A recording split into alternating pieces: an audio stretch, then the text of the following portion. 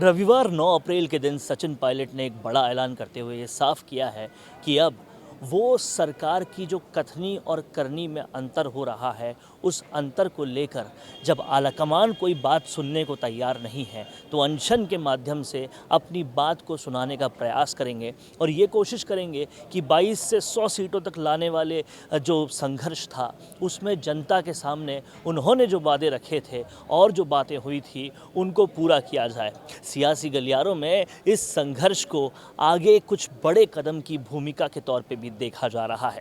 अब देखना ये होगा कि सचिन पायलट जो ये 11 तारीख को अनशन ज्योतिराव फूले की जयंती पर करना चाह रहे हैं, क्या वो अनशन कुछ बड़ा रुख निभाता है। और ख़ासकर देखना ये होगा कि मुख्यमंत्री अशोक गहलोत की इस पूरे वाक़ये पर प्रतिक्रिया क्या होती है, क्योंकि इस बात को कहते हुए सचिन पायलट ने तमाम सारे मुख्यमंत्री गहलोत के बयानों का एक खाका पेश किया, एक पूरा वीडियो पेश किया और उसमें वो सारे बयान थे जब वसुंधरा राजे की सरकार पर मुख्यमंत्री गहलोत ने भिन्न भिन्न आरोप लगाए थे और उन पर कार्रवाई की बात की थी। और अब सरकार को जब 4.5 साल पूरे हो चुके हैं, किसी भी मुद्दे पर कोई भी कार्रवाई नहीं हुई और आम तौर पर जो बात जनता में है कि बीजेपी और कांग्रेस में मिलीभगत है, उस मिलीभगत का एक तरह से सबूत पेश किया सचिन पायलट ने। इस सबूत के साथ अनशन पे जाने की घोषणा क्या कोई बहुत बड़ा संकेत है या फिर ये संघर्ष का ही एक पार्ट है। लेकिन उन कार्यकर्ताओं के लिए ये एक अच्छी खबर है जो सचिन पायलट को फॉलो करते हैं और चाहते थे बहुत दिनों से कि सचिन पायलट कोई कदम उठाएं, कोई एक्शन लें। उनकी चुप्पी कई सारे कार्यकर्ताओं को बहुत तंग कर रही थी और ऐसे में अब सचिन पायलट ने एक बड़ा कदम ले लिया है। 11 तारीख को शहीद स्मारक पर सरेआम 11 बजे से सचिन पायलट अनशन पर बैठेंगे, पब्लिकली अनशन पर बैठेंगे। देखना यह होगा कि उनके इस अनशन पर कितने कार्यकर्ता, कितने नेता उनके साथ आते हैं, कितना बड़ा मजमा लगता है, पुलिस क्या करती है, क्या मुख्यमंत्री गहलोत पुलिस को इंस्ट्रक्शन देते हैं, किस तरह की कार्रवाई होती है, आलाकमान तक क्या मैसेज जाता है, ये सारी बातें 11 तारीख को देखने को मिलेगी। लेकिन आज जिस तरह से सचिन पायलट ने वीडियोस दिखाए मुख्यमंत्री अशोक गहलोत के, उससे ये बात तो साफ़ है कि ये तैयारी एक दिन की नहीं थी।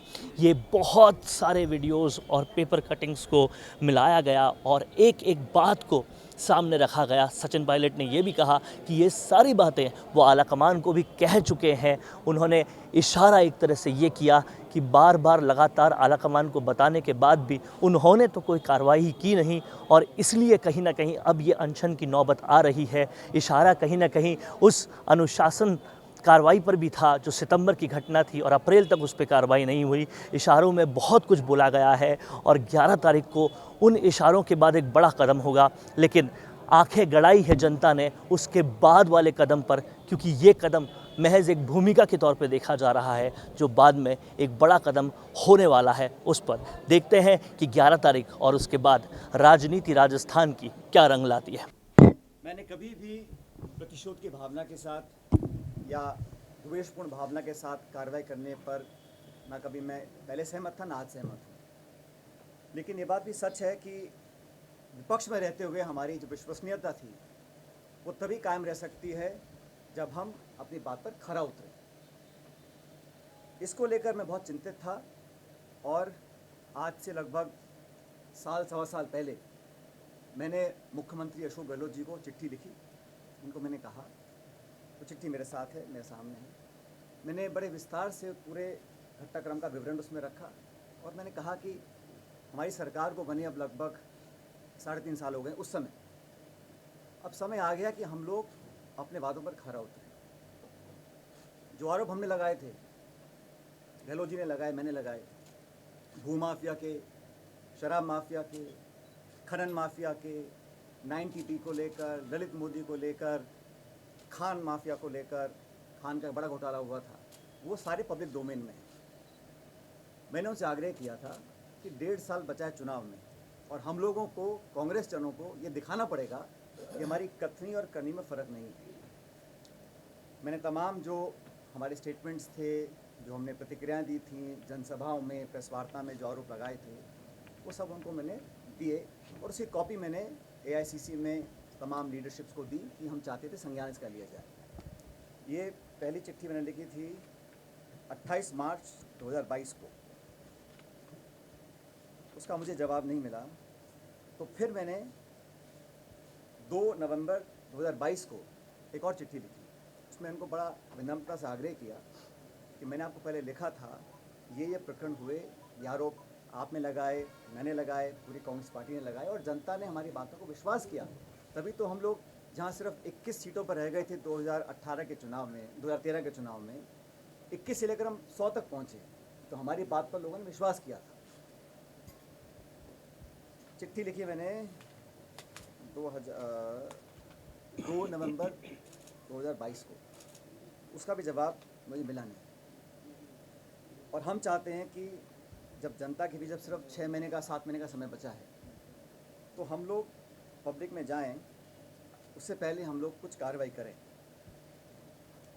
आप जानते हैं कि भारत सरकार ईडी, सीबीआई, इनकम टैक्स तमाम एजेंसीज़ का दुरुपयोग कर रही है और ये पूरा देश जानता है, इस बात को संपूर्ण विपक्ष बोलता है, हम लोग भी बोलते हैं कि एजेंसीज़ का दुरुपयोग किया जा रहा है भारत में। और 95% जो छापे, नोटिस, कार्रवाई हो रही है ईडी के माध्यम से, वो विपक्षी नेताओं के ऊपर हो रही है। इसको लेकर विपक्ष की तमाम पार्टियां न्यायालय तक भी गई हैं। तो एक तरफ तो केंद्र सरकार एजेंसीज़ का दुरुपयोग कर कर जो कांग्रेस की लीडरशिप है उनको टारगेट कर रही है। अब फर्जी केस बनाए जा रहे हैं, चाहे वो नेशनल हेराल्ड का केस है, चाहे वो यंग इंडियंस का केस है, और मुकदमों में, केसों पे सुनवाई हो रही है, पेशी लग रही है, समन्स आ रहे हैं, नोटिस आ रहे हैं। एक तरफ तो वो ऐसा काम कर रहे हैं और राजस्थान सरकार जो हमारी अपनी सरकार है, यहाँ पर जो हमारे एजेंसी संसाधन हैं उनका हम ना तो सदुपयोग करें ना उपयोग कर रहे हैं। ये बड़ा विचित्र मामला था, इसको लेकर बहुत मैं चिंतित था। मैंने ये प्रकरण साल भर से ज़्यादा हो गया, तो आज मैं चाहता हूँ कि ये बात पब्लिक डोमेन में जाए, क्योंकि कांग्रेस कार्यकर्ताओं को लगना नहीं चाहिए, पब्लिक को लगना नहीं चाहिए कि हम लोग कहते कुछ है, करते कुछ है।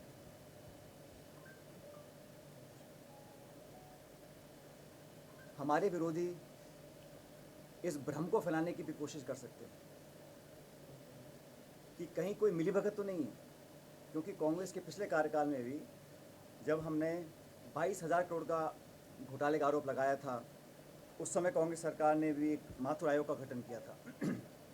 लेकिन न्यायालय ने कहा कि जो गठन हुआ है आयोग का, वो प्रॉपर तरीके से नहीं किया गया, उसमें कोई लीगल कमियां रह गई थी और उसको खारिज कर दिया। तो ये भ्रम भी फैलाया जा सकता है विरोधियों के माध्यम से। हमारे विरोधी बोल सकते हैं कि भाई ये तो मिलीभगत यहाँ पर हो रही है। और वसुंधरा जी का कार्यकाल हम सब ने पब्लिकली कहा कि राजस्थान सरकार का सबसे भ्रष्ट कार्यकाल था और तमाम प्रकरण सामने आए, उसकी लिस्ट मैं आप लोगों को अभी देता हूँ। तो इस धारणा को तोड़ना, प्रभावी तरीके से तोड़ना कि कहीं ऊपरी मिलीभगत तो नहीं थी, बहुत ज़रूरी हो गया, क्योंकि चुनाव में अब सिर्फ 6-7 महीने का समय रह गया है।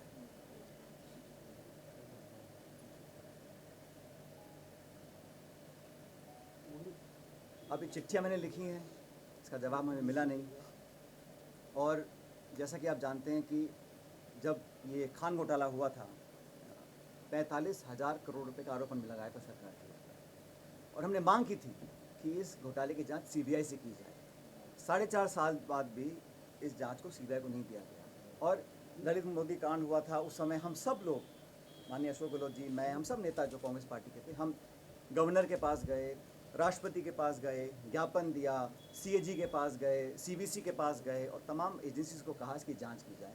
तो आज जब 4.5 साल, 4.25 साल पूरे हो गए सरकार की, कांग्रेस सरकार के, तो भ्रष्टाचार, करप्शन के ऊपर जो हमारी एक नो टॉलरेंस पॉलिसी है करप्शन को लेकर, उसको और पुख्ता करने के लिए हम चाहते थे एक विस्तारित, पारदर्शी और प्रभावी कार्रवाई करी जानी चाहिए। अभी तक वो कार्रवाई करी नहीं गई है। और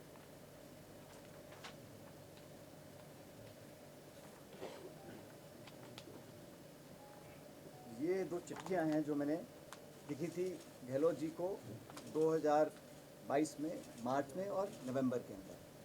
इसकी कॉपी मैं आपको दूंगा। लेकिन साथ ही साथ ये जो मैं कह रहा हूँ, ये सब हम एक छोटा सा वीडियो हमारे पास है जो इकट्ठा किया था, जो पब्लिक डोमेन में हमने बातें करी थी। मैं चाहता हूँ उसको आप मेरा पे करना चाहिए। अमित शाह जो कि अध्यक्ष है, वसुंधरा जी उनको सही शिक्षा नहीं दे रही है। एक तरफ तो लोकपाल को भेज रही है फैसलती खानों के आसन को रद्द करके, और फिर भी इनको फैसल नहीं दिख रहा है अमित शाह साहब को। और दूसरा जो हाई कोर्ट में पकड़े गए हैं उनके लोग जेल में बैठे हुए हैं, फिर भी नहीं दिख रहा उनको करप्शन। मॉरिशस से पैसा आया है,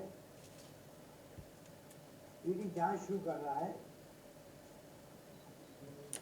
फिर भी वो करप्शन नहीं दिख रहा है, तो क्या क्या कहें। इसका मानना है कि वो क्योंकि बीजेपी अध्यक्ष हैं, उनको कुछ तो बोलना ही, इसलिए बोल रहे हैं। और करप्शन के पार हो गए राजस्थान में। मुख्यमंत्री का प्रदर्शन पूरा रहा लोगों को, गलत लोगों को। IAS तक के अरेस्ट हुए, उनको बचा लिया गया, जमानत करवा ली गई, केस को दे दिया गया, लोकपाल को ट्रांसफर कर दिया गया, सीधे होने दिया गया। जल्दी आएगा।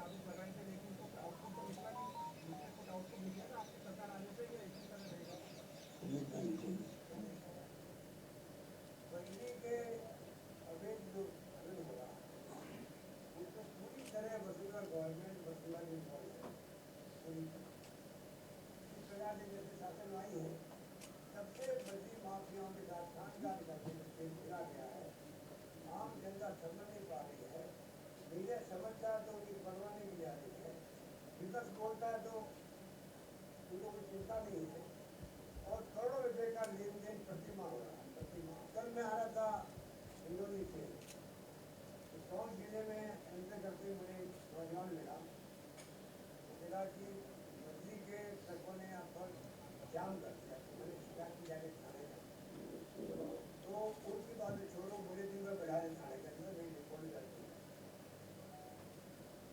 अब आप कट्टा करो, चोरी और छीना चोरी, बदी माफिया खरीद करे, शिकायत करे थाने का जाएगी, थाने में वहाँ पाबंदी पहुँचती है। मैंने टॉक आगे टेलीफोन किया कलेक्टर साहब को, कृपा करके देखो क्या मामला है। तो ये जो राज इस प्रकार का चल रहा राजस्थान में, वो बहुत ही निराशाजनक भी है, अफसोसजनक भी है, क्योंकि भारी बहुमत है जनता में। और अब दौरे दौरे चले 4-6 दिन के। शराब जो है, शराब पूरी खत्म हो जाए। शराब जो है उसमें जो बेईमानी हो रही है वो जग जायज है, कई बार मीडिया में आ चुका है। दिल्ली माफिया वाले क्या कर रहे हैं, दूसरा के अंदर बोलते के अंदर आप लोग छापते होते हैं, दौड़ा दौड़ा कर पीट रहे हैं टीमों को। ये नौबत क्यों आई? क्योंकि आपने जानबूझ के साल भर के छूट दे रखी है बड़ी माफियों को लूटने की, और पैसा कौन का करता है, इसलिए आपने छूट दे रखी है। और तमाम आपने पुलिस वालों को सस्पेंड कर दिया, उस लोगों ने सुना है, पुलिस को किया है, 16 को किया। तो मैं पूछना चाहूँगा कि अगर ये साल भर पहले आप कदम उठाते तो पूरा राजस्थान डूबता नहीं है। 5,000 की ट्रक जो है 30,000 40,000 बिक रही है, मकान भी बना नहीं पा रहा है, और पूरी बंदी बनी हुई है माइंस से लगा करके ऊपर तक।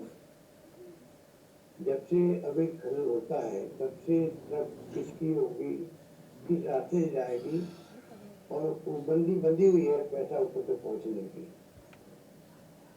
ये आपने क्यों होने दिया, इसका जवाब जनता को देना चाहिए। चारों ओर हाहाकार मचा हुआ है बजरी माफियाओं ने। आप कल्पना करो कितना बड़ा वसुंधरा जी के संगठन में जो बजरी माफिया पनपा राजस्थान के अंदर नीचे से ऊपर से पैसा पहुंच रहा है, करोड़ों रुपए कोई पैसा खर्च हो रहा चुनाव के नाम कि पूछो बजरी माफिया अलग, शराब माफिया अलग, एक चीजें बना दी, माफिया अलग। ये जो हालात ये है, इससे लोग समझ गए कि आपकी चाल से तो चेहरा ठीक नहीं है, आपकी चाल से तो चेहरा ठीक नहीं है, लंबी कहानी है। और 5 करोड़ रुपए प्रति माह बड़ी माँ पे किसको दे रहे थे, ये इसकी जांच का विषय है।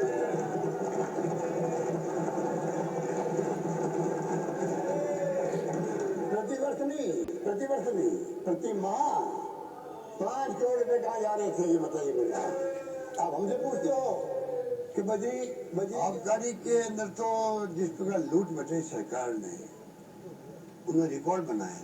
ये बीजेपी सरकार पहली सरकार है जिसने जनता को लूटना स्वीकार करवाया। करप्शन के माध्यम से जनता की जेब से पैसे निकालो, शराब की कीमतें बढ़ा दी गई अनऑफिशियली, और पर दुकान 25,000 रुपये वसूल किए गए पूरे राजस्थान से। लाखों करोड़ रुपए इकट्ठे हुए इनके, वो पैसे कहाँ गए मुझे पता नहीं। मशीनी को करप्ट कर दिए लोगों ने। खुद के स्वार्थ में पैसा ऊपर तक पहुंचता था। खुद के स्वार्थ में शराब की जो रेट होती, फिक्स रेट होती है एमएसपी की, एमआरपी, उसको बदल करके आपने छूट दे दी कि आप जनता को लूटो, और वसूली शुरू हो गई। ऐसे ऐसे कामनामे इन्होंने किए थे, उसको ठीक करने में हम लोग लगे हुए हैं। बजरी के अंदर भी यही मामला है। अवैध खनन करो, 5,000 की ट्रक है वो 30,000 बेचो, 40,000 बेचो, कुछ भी करो, पैसा ऊपर तक पहुंचना चाहिए। 55 करोड़ रुपया प्रति माह पहुंचे ऊपर, ये स्थिति बनी थी। और पूरा सिस्टम जो था पुलिस का, माइनिंग का, ट्रांसपोर्ट कंपनियों का, वो पूरे सिस्टम को बर्बाद कर दिया उन्होंने, पूरे सबको करप्ट कर दिया। ऐसी हरकतें मैंने कभी देखी नहीं आज तक। आग लगी हुई दिल के अंदर, इसका पूरा देश दुनिया ने देखा कि कारनामों को, कैसे मॉरिशस रूट से पैसा आया, पैसा गया कैसे, बाहर कितना गया होगा। यहाँ का विषय यही होना चाहिए कितना करोड़ों अरबों में रुपया गया है जो 5 साल की लूट बचेगी उस वक्त में।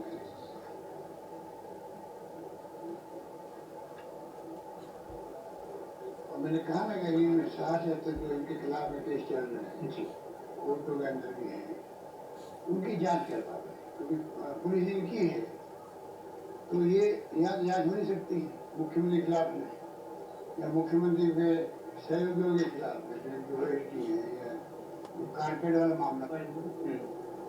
मुख्यमंत्री को इस्तीफा देना ही चाहिए, और बेटी को भी। जिस रूप में आरोप लगे हैं जो पैसा मॉरिशस की रूट से आया है, नंबर 1 पैसा इनके धौलपुर में लगा है, वहाँ 7 स्टार होटल बनी है, उनकी पूरी जांच होनी चाहिए। पैसा कितना लगा है, कहाँ से आया है, कैसे लगा है, पूरी जांच होनी चाहिए। बीच में सर बात जो आई थी केंद्रीय, और इन्होंने जो आजादी के बाद में पहली गवर्नमेंट के मुख्यमंत्री है देश के अंदर, पहला नागरिक होगा जो किसी दूसरे मुल्क के सरकार को ये कहे कि मेरे मुल्क के लोगों को मालूम नहीं पड़ना चाहिए कि मैं क्या आपको एविडेंस दे रही हूँ।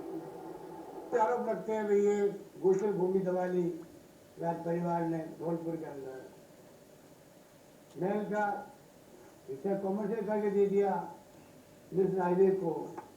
जमीन जो है महल के अंदर ही पूरी जमीन वो गैर मुमकिन सिविल चेक है, ये हम भी सुनते रहते लोगों से कि जितने उनके आरोप लगते हैं ये उनके लिए एक सुनहरा अवसर होता है कि आपको डेमोक्रेसी के आधार पर राज करने का अवसर मिला है।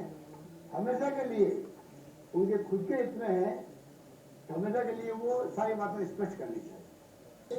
ग्राम आयोजित किया गया, 50-60 करोड़ तो फूंक दिया आपने इस राजस्थान में। ये जांच का विषय है, बिना टेंडर, बिना बिल, बिना कुछ भी किए हुए देते के पैसे लुटाते गए। शानदार प्रोग्राम होना चाहिए, उद्योगपतियों को खुश करके भेजो, आगे के इन्वेस्टर के लिए आगे हमारे साथ अच्छे रहने चाहिए। अरे भाई सुनो, क्या होगा उसका, ये तो जांच होनी चाहिए, इसकी तो मेरा मानना है।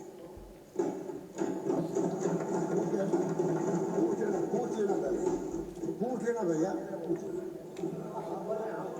एग्रीगेट आयोजन 67 करोड़ रुपए खर्च कर दिए, एमओयू हो गए 6,000 करोड़ रुपए, आया कितना 631 करोड़ रुपए, 631 करोड़ का। और पहले कितना खर्च हुआ, 67 करोड़ रुपए खर्च कर दिए। बड़े बड़े आयोजन किए गए। जो हमारी योजना थी उसको कमजोर करना ही इनकी गलती थी। भामाशाह योजना लाने नहीं चाहिए थी, क्योंकि हमने जब स्कीम लागू की थी हमने इसको स्टडी किया था आंध्र प्रदेश के अंदर। आंध्र प्रदेश में ऐसी स्कीम चल रही थी भामाशाह की तरह, और उसमें करप्शन बहुत बहुत बड़े लेवल का था। पता पड़ता नहीं कौन सा इलाज कौन करवा रहा है, कहाँ करवा रहा है, फिर उसके बिल पेश करो, तो उसमें डिफिकल्टी आ रही थी करप्शन की। इन्होंने अपनी जिद को पूरा करने के लिए हमारी योजना, क्योंकि हमारे वक्त में लागू की, जैसे मैंने कहा इन्होंने हर हमारी योजनाओं को नाम बदलना या काम बदलना, कमजोर करना, ये काम किया 5 साल से। इसलिए इस योजना को लेके आए। हमारा कार्ड पे जो है करोड़ों रुपए खर्च कर दिए, वो जांच का विषय है।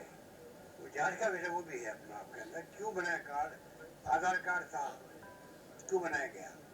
तो ये शुरू से ही करप्शन की भेंट चढ़ चुकी है। मैं तो पहले से कह ही रहा था। अब आप नई बात बता रहे हो कि जो 106 करोड़ रुपए बकाया इसके है, उन्होंने पॉलिसी खत्म कर दिए। पॉलिसी मान लो वापस पेमेंट कर देंगे, वापस शुरू भी हो जाएगी। अल्टीमेटली इसमें बहुत भयंकर करप्शन होता है और करप्शन को रोक नहीं पाता है। तो बहुत अनफॉर्चुनेट है इनके फैसले। तो बड़े घोटाले हो रहे हैं और प्रधानमंत्री चुप बैठे रहे। व्यापम घोटाला अलग हो गया, रमन सिंह जी का वहाँ अलग घोटाला चल रहा है। यहाँ का तो खुला खाता है वही से रूट से। मैंने कहा वसुंधरा मॉडल जो बना है देश के अंदर, इसको या तो अपनाना चाहिए केंद्र सरकार को।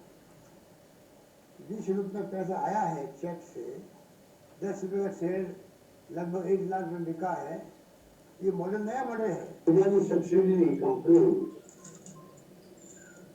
इंडिया कैपिटल्स कंपनी जो है, उससे जो हमने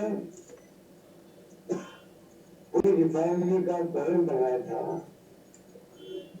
उसकी बजाय प्राइवेट कंपनी को आपने 4 साल बर्बाद कर दिए और लोग गुमराह करे असत्य बोल करके 40,000 करोड़ बचा दिए। कोई प्राइवेट फर्म को जगह दी थी स्टेट गवर्नमेंट रिफाइनरी का। भारत सरकार की कंपनी ONGC राजस्थान की कंपनी नहीं बनाई, कंपनी राजस्थान गवर्नमेंट, उनके बीच में समझौता था, लेन देन हो रहा था राजस्थान और केंद्र के बीच में। तो किसको पैसा दिया गया है बेचारा? कोई इनको पूछ ले कारपेट कहाँ गया तो भड़क जाती है। जैसे भड़क गई पत्रकार बना काला काला क्या ब्लैक पेपर हमारे खिलाफ में जब निकाला था, एक पत्रकार ने पूछ लिया भाई कि वो कारपेट कहाँ चले गए, भड़क के सीधे बाहर आया। तो ये भड़कने की जो अर्थ है उनकी वो इसमें भी रही है। बजट पेश कर मैं समझता हूँ अब समय आ गया कि इस पर हम अपनी स्थिति स्पष्ट करें। जैसे मैंने पहले कहा, हमारे विरोधी कई बार आरोप लगा सकते हैं कि क्या कोई मिलीभगत है या क्या मसला है कि हम बार बार सरकार बनाने के बावजूद भी, क्योंकि करप्शन ऐसा इशू है जो पब्लिक को छूता है, और हम जब दोबारा चुनाव में जाएंगे तो हमारी बात पर कोई इकबाल करे। इसलिए ज़रूरी है कि हम प्रभावी, पारदर्शी और समय सीमा निर्धारित, और साथियों अगर निष्पक्ष जांच में निकल कर आता है कि कोई दोषी नहीं था या करप्शन नहीं हुआ था, तो हम मान लें कि गहलोत जी और मैं दोनों झूठे थे, हमारी बात गलत थी। लेकिन जब जांच नहीं होगी, जब तथ्य सामने नहीं आएंगे, जब इंक्वायरी नहीं होगी, जब केस रजिस्टर नहीं होगा, जब तफ्तीश नहीं होगी, तब तक कैसे लोग मान लेंगे हमारी बात को। अगली बार जब हम जाएंगे कि भाजपा के हमारे साथी वसुंधरा जी की सरकार में जो कांड घोटाले हुए थे वो सही थे या गलत थे। इसलिए मैंने तो चिट्ठियाँ लिखी और आज साल भर से ज़्यादा हो गया। आज का प्रकरण नहीं है, क्योंकि मैं इस बात को लेकर बहुत लंबे समय से चिंतित था। मैं कांग्रेस पार्टी का अध्यक्ष था और उस समय जब हमने बात रखी थी तो जनता को, पार्टी को, वर्कर्स को, देश को ये हमने आश्वासित किया था कि हम बिना भेदभाव के जांच करवाएंगे। और हमारे पास उस वक्त पूरा तथ्य हमारे पास है। हम विपक्ष में थे, जब हम विपक्ष में थे तब तथ्य हमारे पास आ रहे थे। तो मैं नहीं मानता हूँ कि सरकार में आने के बाद हमारे पास वो संकल्प शक्ति नहीं होगी कि हम उन तथ्यों को उजागर कर सकें। और ये जांच का विषय मैंने नहीं कहा, तो कई बार आप देखा मुख्यमंत्री जी ने बोला है, कई बार सदन में बोला है, सदन के बाहर बोला है। तो इसलिए मैं समझता हूँ बहुत ज़रूरी है, लेकिन दुर्भाग्यवश अभी तक इस पर कार्रवाई हुई नहीं है। 6-7 महीने में आचार संहिता लग जाएगी।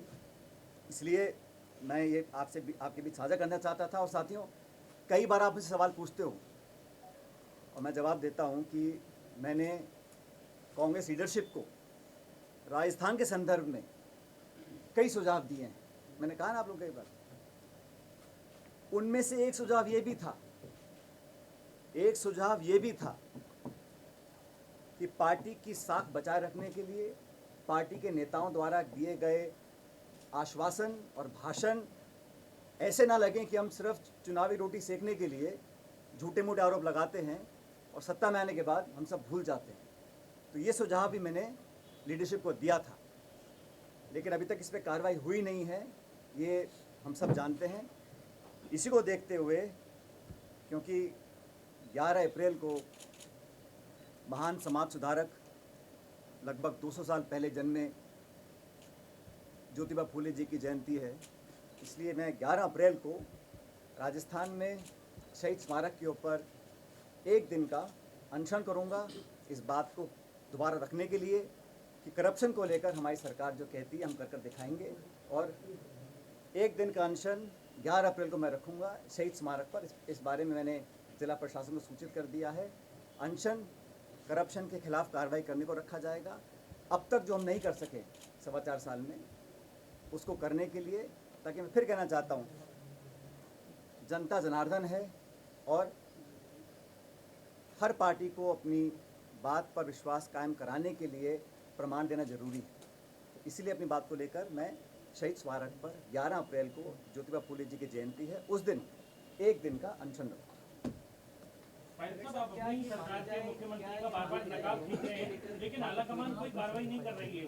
क्या ये माना जाए आलाकमान और सीएम की भी मिली भगत है कहीं ना कहीं? मैंने तो कहा सरकार हमारी है, 4.25 साल हो गए हैं, मैंने बार बार चिट्ठियाँ लिखी हैं, प्रमाण दिए हैं, और जो आपको आज देखने को मिला है ये सब मैंने बनाकर भेजा है। जो प्रेस में कटिंग्स आई हैं, जो मीडिया में हमने कहा है, पब्लिक मीटिंग्स में कहा है। और जब दोबारा हम जाएंगे चुनाव में और भाजपा पे आरोप लगाएंगे तो जनता हम पे विश्वास क्यों करेगी? इसलिए अपनी विश्वसनीयता बनाने के लिए ये बहुत ज़रूरी है कि हम कुछ कर दिखाएं। और मैंने कहा ना, ये जो मिली भगत का आरोप हमारे विरोधी लगा सकते हैं, भ्रम फैलाने की कोशिश कर सकते हैं कि कहीं वसुंधरा जी या मुख्यमंत्री जी या किसी और का कहीं कोई आपस में गठजोड़ तो नहीं है। क्योंकि पिछली सरकार में हमने आरोप लगाया, कमीशन बनाया, उसमें कुछ कमी आ गई, उस पर कार्रवाई नहीं हुई। दोबारा सरकार में बीजेपी आई, हमने और बड़े आरोप लगाए, हम राष्ट्रपति के पास गए, गवर्नर के पास गए, ज्ञापन दिया, लोगों को आश्वासित किया। 4.25 साल हो गए और हमने कोई कार्रवाई नहीं करी है, कम से कम मेरी जानकारी में तो नहीं है। इसलिए मैं चाहता था कि पब्लिक में हम लोगों की बात जनता माने अगली बार भी, इसलिए कदम उठाना जरूरी है। सचिन सर, ये कांग्रेस सचिन सर, अशोक गहलोत जी ने राजस्थान मॉडल प्रमोट कर रही है, ये राजस्थान मॉडल के बारे में बात की जा रही है, आपके अनुसार राजस्थान मॉडल ऐसा नहीं है जैसे दिखाया जा रहा है? भाई, मैंने तो जो मुझे इशू लगा पब्लिक डोमेन में आना चाहिए, जिस इशू को लेकर मैं 5 साल में संघर्ष किया, और मैं जब अध्यक्ष था तब हम सब लोगों ने, ये ऐसा नहीं है कि किसी एक, मैंने तो अशोक जी से बहुत ज़्यादा बोला है इस बारे में, हम सब ने बोला है। लेकिन सरकार जब बनी है तो पार्टी की सरकार बनी है, तो इसलिए मैं चाहता हूं जो हम बोल रहे हैं, सदन के अंदर बोल रहे हैं, जांच का विषय है, जांच का विषय है, जांच का विषय है, कितनी बार मैंने बोला, कितनी बार गहलोत साहब ने बोला, तो उस पर तो हमें कार्रवाई करनी चाहिए। अभी तक नहीं करी, ये बहुत बड़ा सवाल है।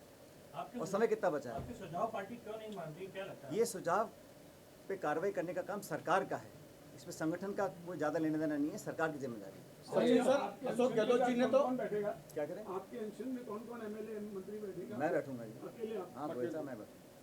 सचिन सर, अशोक गहलोत जी ने तो आपके ऊपर भी बहुत सारे आरोप लगाए, लेकिन आपने तो उन आरोपों को कोई जवाब ही नहीं दिया आज तक। भाई, आरोप नहीं लगा रहा हूँ मैं, आपने मेरे ढंग से सुना नहीं। नहीं, उन्होंने आपके ऊपर खूब आरोप लगाए। मैं तो सिर्फ तथ्य प्रमाण के साथ रख रहा हूँ सामने, अब तक का इतिहास बता रहा हूँ और हमें क्या करना चाहिए इस पर अपना बात रखना हूँ। आरोप प्रत्यारोप मैं नहीं करता हूँ। सचिन जी, मेरा ये सवाल था कि आपने वसुंधरा राजे के बंगले के ऊपर भी कहा था कि उनको छोड़ना चाहिए, लेकिन आप 3 साल से उप मुख्यमंत्री नहीं है, आपकी नैतिकता आपको नहीं कहती है बंगला? सरकार अपने विवेक से बंगले आवंटित करती है, जिसको करना है करे, नहीं करना ना करे, जो सरकार का आदेश होगा हम सब मानेंगे। सचिन जी, आपको नहीं लगता आपने कई चिट्ठियां लिख दी, तो मंशा तो जाहिर है सरकार की कि वो आपकी चिट्ठियों को बहुत ज़्यादा गंभीरता से नहीं ले रही, ऐसे में आपका अनशन, आपको लगता है कोई और रास्ता? भाई, उम्मीद पर दुनिया कायम है, क्यों नहीं करेंगे? हो सकता है कुछ मजबूरियाँ रही हों, लेकिन अब मैं अनशन कर रहा हूँ क्योंकि मैं चाहता हूँ कि हमारी सरकार इस पर कार्रवाई करे। समय बहुत ही कम रह गया है, इसलिए आज मुझे करना पड़ा। नहीं तो मैं तो चिट्ठी, आपको पता है चिट्ठी लिखी है मैंने, आज 1 साल से ऊपर हो गया, आज मैं क्यों बोल रहा हूँ? ये नहीं कि मैं आज सो के जागा हूँ, मैं तो बहुत पहले से कहता आया हूँ, फिर चिट्ठियाँ लिखता आया हूँ, आग्रह करता आया हूँ, और जब नहीं हो रही कार्रवाई इसलिए मुझे अनशन करना पड़ रहा है। पायलट साहब ये माने कि अब आप आर पार की लड़ाई कर रहे हैं कि आर पार की लड़ाई भ्रष्टाचार के खिलाफ है या सरकार के खिलाफ? शशि जी, मैं तो एक इशू उठा रहा हूँ जो मेरे कार्यकाल में अध्यक्ष में था, हम सब लोगों ने उठाए थे और कई बार कहा था, उस पर कार्रवाई हो, ये मैं चाहता हूँ। इतना मेरा लिमिटेड ओपिनियन। सचिन जी, जो पहले आपने मुद्दे उठाए इससे पहले जो जिन लोगों पर कार्रवाई होनी थी, जिन्होंने अनुशासनहीनता की थी 25 सितंबर को, तो क्या अरे आज का इशू जो आपको बता दिया मैंने, पायलट वो साहब तो आपको लगता है कि आप जब अनशन पे बैठेंगे उसके बाद जो आपने 2 पत्र, क्योंकि पहले भी लिख चुके कार्रवाई नहीं हुई, अनशन पे बैठने के बाद सरकार कार्रवाई करेगी, अपनी बात जो पुरानी बात कही थी उसको अमल करेगी? मैं उम्मीद रखता हूँ। पायलट साहब 11 अप्रैल को आप अनशन की बात कर रहे हैं, काफ़ी लेट नहीं कर दिया आपने? क्या भाई मैंने कहा ना आपको, मैंने बहुत चिट्ठियाँ लिखी, मुझे उम्मीद थी कुछ कार्रवाई होगी, लेकिन अब जब लग रहा है कि समय बहुत ही कम रह गया तो मैं बैठूंगा, अनशन करूंगा, लोगों के सामने बात रखेंगे। और मेरा इस पे किसी पे छीटाकशी करने का मकसद नहीं है, मैं तो सिर्फ सैद्धांतिक मुद्दों की बात रख रहा हूँ और मैं चाहता हूँ इस पर हम नैतिकता अपनी बनाए रखें, इस पर कार्रवाई। सचिन जी, बड़ी शिद्दत से हनुमान बेनीवाल आपको याद कर रहे हैं। ऐसा है, एक सेकंड, लेट हिम कम। हाँ जैसा आप बोल रहे हैं। पायलट साहब, अगर इस अनशन के बाद में कुछ नहीं हुआ तो आगे क्या करेंगे आप? आगे देखेंगे, लेकिन भाई हनुमान बेनीवाल जी ने मेरे ख्याल हनुमान जयंती पे कुछ कहा। अब भाई हर नेता को, हर पार्टी को अपनी बात रखने का अधिकार है, क्या कह सकते क्या ये माना जाए हनुमान बेनीवाल ने हनुमान जयंती पे कुछ कहा तो इसीलिए आप भ्रष्टाचार के मामलों की जांच के लिए खुली जेल की तरफ अनशन कर रहे हैं? हैं। वो एक बहुत ऐसा है, वो देश महाराष्ट्र में पैदा हुए लेकिन पूरे संपूर्ण समाज और देश के लिए एक समाज सुधारक थे। उन्होंने मुद्दों को, समाज को बेहतर बनाने के लिए, उसमें करप्शन बहुत बड़ा इशू है, तो उनसे प्रेरणा लेके मैं करना चाह रहा था, इसलिए 11 तारीख। पायलट साहब, अगर 11 अप्रैल को आप अनशन कर रहे हैं, अगर आपकी मांग नहीं मानी गई, क्या इस इशू को आप जनता के बीच में ले जाएंगे? क्या मैं समझता हूँ कोई कारण नहीं है कि मांगे नहीं मानी जाएंगी। सरकार हमारी है, एजेंसी हमारी है, तथ्य हमारे सामने है, हमारा कमिटमेंट पब्लिक के अंदर है, तो बात ना मानने का सवाल नहीं उठता। सर आपने आज गुर्जर समाज में जो भर्ती को लेकर प्रक्रिया चल रहा है सर, जो आपस में ट्विटर वार चल रहा है सर, उसके बारे में क्या कहेंगे? ये इशू पे मैं आपको याद किया था, पायलट साहब, इसके संदर्भ में कोई सवाल आप पूछा। आपने खूब सारे घोटालों का जिक्र किया, लेकिन संजीवनी घोटाले का जिक्र नहीं किया, लेकिन मुख्यमंत्री सबसे ज्यादा सीरियस उसी घोटाले। उस पर तो कार्रवाई कर रहे हैं ना, अच्छी बात है। किसी भी करप्शन को उजागर अगर वो होता है, उस पर कार्रवाई हो, तफ्तीश हो, पुलिस केस बने, इंक्वायरी हो, FIR हो, उसमें अच्छी बात है, तो सच्चाई सामने आनी चाहिए, उस पर करें, बहुत अच्छा कर रहे हैं। पायलट साहब लेकिन जिन पे नहीं कर रहे हैं उस पर भी करना चाहिए। मैं पायलट साहब, संजीवनी घोटाले में सरकार प्रोएक्टिव होकर काम कर रही है, SOG के माध्यम से पहले आरोपियों को बुलाया जा रहा है, केस दर्ज कराया जा रहा है। क्या आपको लगता है इस वाले मामले में भी सरकार प्रोएक्टिव होकर काम करे, अपनी तरफ से केस दर्ज करे? युवराज, ये तो मैं कह रहा हूँ कि सब पे कार्रवाई करनी चाहिए। करप्शन कोई भी करे, कितना बड़ा नेता हो, पद, विचारधारा, दल, पार्टी, ये साड़े नहीं आना चाहिए। और हम जब बातें जानते हैं, पब्लिक डोमेन में हम कह चुके हैं, फिर हम ना कार्रवाई करें, तब पीड़ा होती है। इसलिए मैंने चिट्ठियाँ लिखी हैं बहुत सारी। ऐसा नहीं है कि मैं एकदम से सो के उठा और मैंने कहा कि आज ऐसा करना चाहिए। मैंने बहुत आग्रह किए हैं, चिट्ठियाँ लिखी हैं, प्रमाण दिए हैं, सब कहा है करने के लिए, नहीं हुआ किसी कारणवश। इसलिए आज मैंने फैसला लिया है कि मैं 11 अप्रैल को अनशन करूँगा। सर आपके साथ इतना सब कुछ होता है आपका। हेलो सचिन सर, कितने बजे से बैठेंगे? 11 बजे से टाइम टेबल एक दिन का अनशन कर रहा हूँ। मैंने सूचित कर दिया जिला प्रशासन को। सचिन सर, शहीद स्मारक पे 11 बजे बैठा। सचिन जी, आप अकेले बैठेंगे, आपके साथ कोई और भी विधायक बैठेंगे? मैं तो अकेली बात कर रहा हूँ। सचिन सर, आपके साथ इतना सब कुछ होता है, पिछले 4.5 सालों में बहुत कुछ हुआ है, आपका बीपी क्या नॉर्मल रहता है या?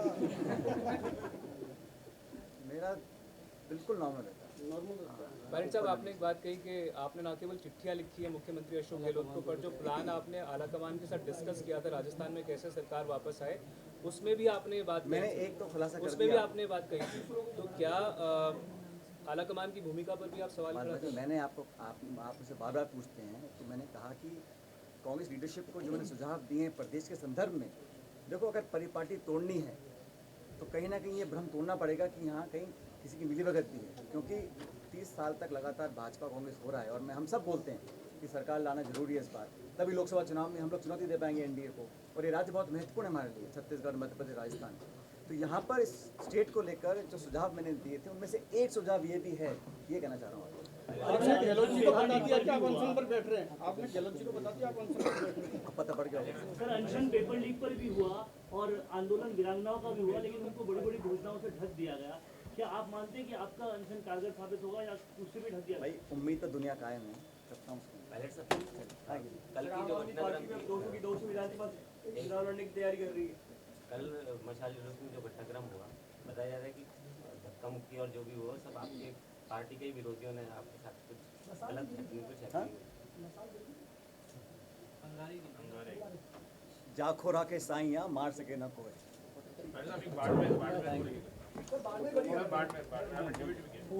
Thank you. चाय नाश्ता करना